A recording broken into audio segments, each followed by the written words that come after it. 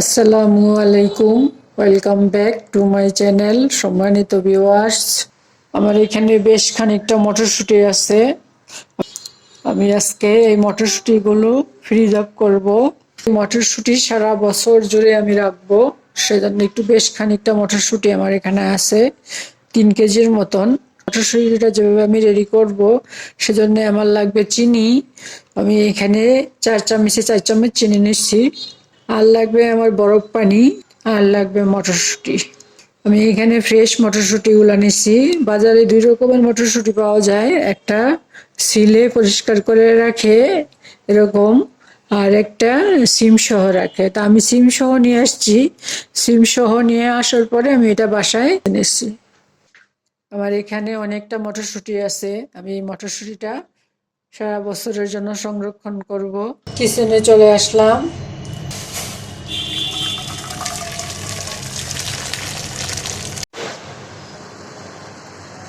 আমার পানি বলক এসে গেছে। আমি এখানে চিনিটা দিয়ে দিব, সবটা চিনি আমি দিয়ে দিব। চিনিটা মিশিয়ে নিলাম। এখন আমি মটরশুঁটি দিয়ে দিব।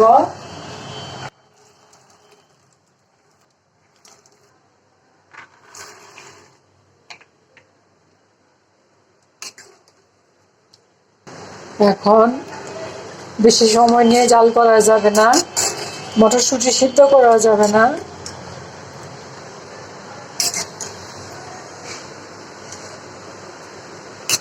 বড়ি ধরে আমি এখন এটা 1 মিনিট জাল দিব। 1 মিনিট জাল দেওয়ার পরে আমি এটা নামিয়ে নিব।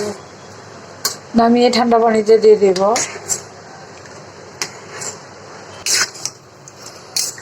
আমার এটা হয়ে গেছে। আমি এখন এখান থেকে উঠিয়ে বরফ পানিতে দিয়ে দিব, ঠান্ডা পানি।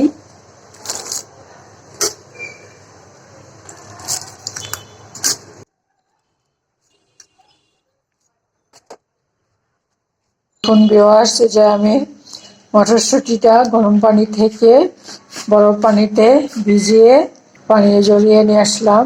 এখন আমি এটা ফ্যানের বাতাসে বাকি পানিটা শুকিয়ে ফেলবো, তা না হলে আমার এটা পচে যাবে।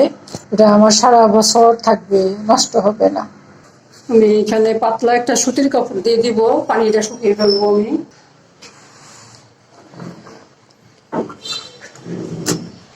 আমি এখন এই পাতলা সুতির ন্যাকড়াটা দিয়ে এটা মুছে নিব।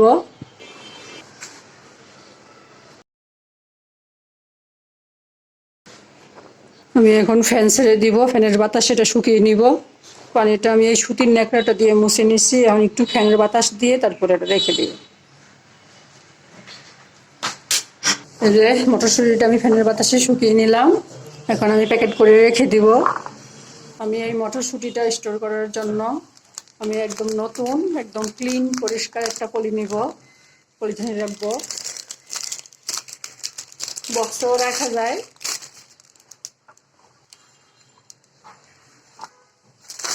সবগুলো আমি পলিথিনে নিয়ে নিলাম।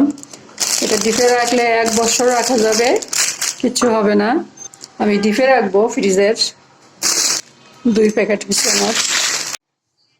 যে পরিষ্কার পলিথিনে ভরে আমি মুখটা লাগাই দিচ্ছি।